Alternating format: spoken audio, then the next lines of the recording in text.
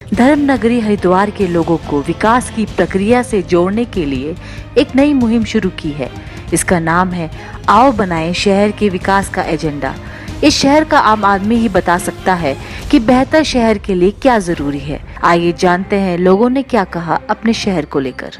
नहीं, शहर में समस्याएं भी आती हैं, टाइमिंग उनका निराकरण भी होता रहता है, लेकिन कुछ चीज़ें ऐसी हैं जो शहर के लिए महत्व की आवश्यकता है। एक हरिद्वार शहर के अंदर एक ड्रेनेज सिस्टम ऐसा बनना चाहिए ताकि लोगों को जो है किसी प्रकार की जैसे जल भराव हो जाता है या कीचड़ गारा वगैरह इकट्ठा हो जाता है, इस चीज़ से निजात मिलनी चाहिए। ड्रेनेज सिस्टम की अति आवश्यकता है। तो हरिद्वार में कमियां बहुत है, लेकिन सबसे जो मुख्य कमी मुझे नज़र आ रही है वो है चिकित्सा के क्षेत्र में।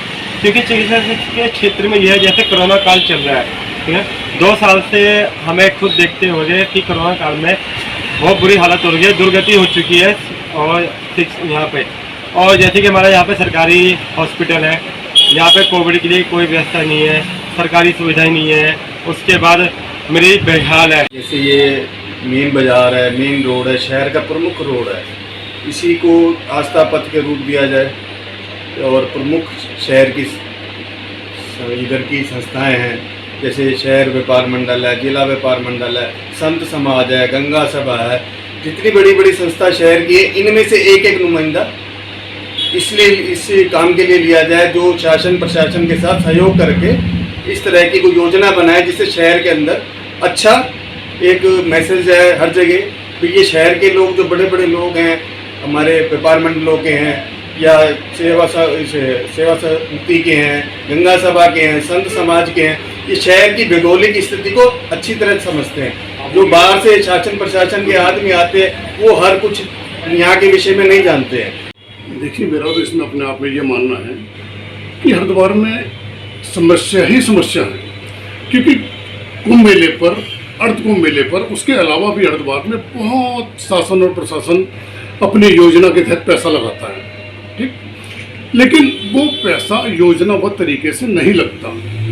तो इसमें एक इस तरह की योजना बन सकती है कि जो यहाँ के हरिद्वार के प्रमुख मूल निवासी हैं और जो हरिद्वार की भौगोलिक स्थिति को बहुत भली भांति जानते हैं, उन लोगों को शासन और प्रशासन को चाहिए कि उन 11 या 21 उन नागरिकों की एक कमेटी बने और प्रशासन और शासन का उसमें दखल हो पूरा, और एक हर 15 दिन में या हर महीने एक ऐसी मीटिंग हो कि जिसमें कि हरिद्वार के एक नए स्वरूप की, एक नई योजना की उसमें एक चर्चा हो।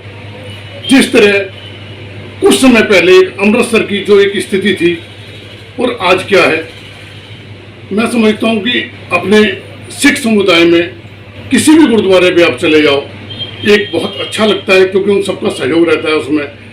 किसी भी XYZ जितने भी धर्म हैं हमारे, सभी एक बहुत अच्छे तरीके से अपने धर्म स्थलों को, अपने तीर्थ स्थलों को बहुत साफ सफाई से और बहुत योजनाबद्ध तरीके से रखते हैं। लेकिन हमारे हरिद्वार में भी बहुत कुछ करना बाकी है। आज की तारीख प्राइवेट सेक्टर में जाने के लिए बहुत मोटा पैसा लग जाता है, या मेडिकल कॉलेज में एडमिशन लेने के लिए बच्चे को बहुत मोटा पैसा देना पड़ता है। तो कहीं ना कहीं इस सेक्टर में भी काम करना चाहिए, एजुकेशन सेक्टर में, ताकि जो है मध्यम वर्ग के या गरीब बच्चे भी हमारे हरिद्वार शहर के किसी बड़े कॉलेज में या किसी बड़ी डिग्री की तरफ अपने आप को रुझान कर सके। एक हरिद्वार उत्तराखंड के अंदर मैं एक चीज़ और सुनना चाहता हूँ, उत्तराखंड के अंदर IAS की अकेडमी में है, यहाँ आते हैं IAS बनने के बाद आते हैं, लेकिन कोई ऐसे कोचिंग सेंटर इस टाइप के होने चाहिए कि ताकि स्थानीय जो लोग हैं, जो स्थानीय जो बच्चे हैं, वो अगर IAS की ट्रेनिंग करना चाहते हैं, IPS की ट्रेनिंग करना चाहते हैं, तो उत्तराखंड सरकार की तरफ से या कोई ऐसा सिस्टम ऐसा बनाना चाहिए ताकि बच्चे जो है IAS, IPS या IRS या IFS अगर ये बनना चाहते हैं तो इनके लिए भी कोई सरकारी तंत्र की तरफ से कोई ऐसी ट्रेनिंग की व्यवस्था होनी चाहिए ताकि जो है देश को दिशा देने के लिए भी एक नवनिर्माण यहाँ के बच्चे कर सके और देश की सेवा करने के लिए प्रशासनिक सेवा में जाने की अपनी जो सोच है उनकी, उस पर जो है क्रियान्वित कर सके। पर काम होना चाहिए, लाइक हेल्थ, एजुकेशन और एनवायरनमेंट। ये एनवायरनमेंट है तो ही हम है, ठीक है। एनवायरनमेंट से रिलेशन अगर मैं बताऊँ, सफाई सबसे पहले, और ये सरकार का काम नहीं है, ये हमारा काम है। जिस तरह हम अपने घर को साफ रखते हैं उस तरह हमें अपने हर कोई अपने आसपास की चीज़ों को साफ रख लेगा तो शहर अपने आप ही चमक जाएगा। दूसरा, हेल्थ और एजुकेशन के नाम पर हरिद्वार ज़ीरो है, इसलिए आप देखेंगे यहाँ पे यूथ परसेंटेज बहुत कम है। एजुकेशन ज़ीरो है और हेल्थ यहाँ की ज़ीरो है। कड़वा सच्चे जैसे गंगा जी का भाव देश विदेश से आस्था लेके यहाँ आते हैं और कहीं ना कहीं आकर उन्हें ऐसा लगता है कि हरिद्वार में सफाई का जो व्यवस्था चौपट है, ये वास्तव में उनको लगता है, जो हमने कई बार अनुभव भी किया है। दावे बहुत बड़े बड़े होते हैं लेकिन वो कहीं ना कहीं धरातल पे दिखाई नहीं देते। ये वास्तव में सच है। और आने वाला 22 का चुनाव हरिद्वार में जनप्रति कोई भी विधायक या नेता बने उससे कोई हमें वो नहीं है, लेकिन वास्तव जो हरिद्वार की समस्या है, समस्या बहुत है, लेकिन 2-3 विषयों पे ज़्यादा चिंता करना चाहिए जो आने वाले विधानसभा के विधायक होंगे। सब में पहले कि हरिद्वार में हॉस्पिटल की बहुत ज़रूरत है, उसके बाद शिक्षा की ज़रूरत है, और सब में जो बेसिक मुद्दा उत्तराखंड के नौजवानों का है रोजगार। रोजगार नहीं है, फैक्ट्रियों में जो रोजगार लगना चाहिए वो वास्तव में नहीं है। शहर की जनता से मैं स्वागत करूंगा आप बड़े भाइयों का कि आप लोगों ने हरिद्वार के बारे में कुछ सोचा। नहीं तो हरिद्वार में पानी की समस्या आप हर गली मोहल्ले में देखोगे तो पानी का भराव ज़्यादा है। उसका कारण ये है कि नालियाँ और नाले बंद पड़े रहते हैं, सफाई के नाम पर दिखावा होता है। दूसरा, हरिद्वार के अंदर इतना यात्री आता है, सरकार को ये एक विभाग बनाना चाहिए, एक सरकार को सिस्टम बनाना चाहिए, जो हरिद्वार का विधायक बने उसे ये बनाना चाहिए कि हरिद्वार के लिए स्पेशल व्यवस्था कैसे हो। यहाँ मेला कावड़ का भी होता है, यहाँ कुंभ भी होता है, यहाँ स्नान भी होते हैं।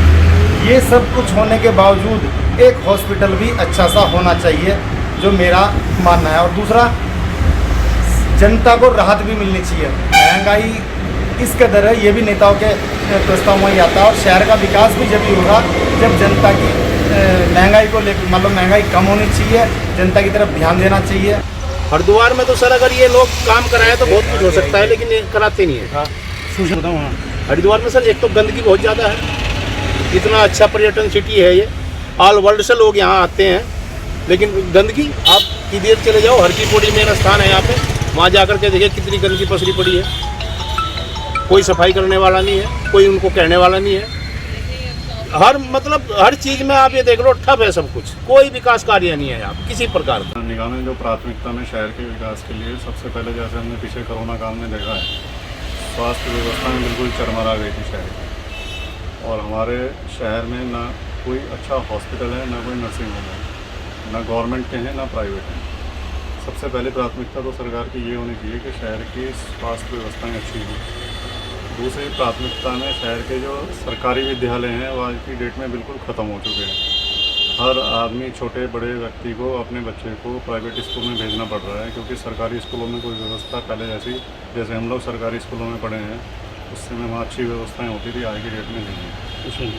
और ज़्यादा से डबल से ट्रिपल 4 गुना 5 गुना फीस वहाँ दे करके पढ़ाना पड़ रहा है गरीब आदमियों को। ये 2 प्राथमिकताएँ तो मुख्य हैं। तीसरी, शहर की सफाई व्यवस्था तो बिल्कुल ख़त्म है, चाहे वो भाजपा की मेयर रहे हों पहले या वो अभी कांग्रेस के मेयर हों, किसी की भी सरकार रही हो, पिछले 8-10 साल से शहर की सफाई व्यवस्था बिल्कुल खत्म है। आज ही डाउनलोड करें देवभूमि इंसाइडर ऐप। उत्तराखंड की खबर देखने के लिए आज ही सब्सक्राइब करें देवभूमि इंसाइडर चैनल को और दबाइए इस बेल आइकन को।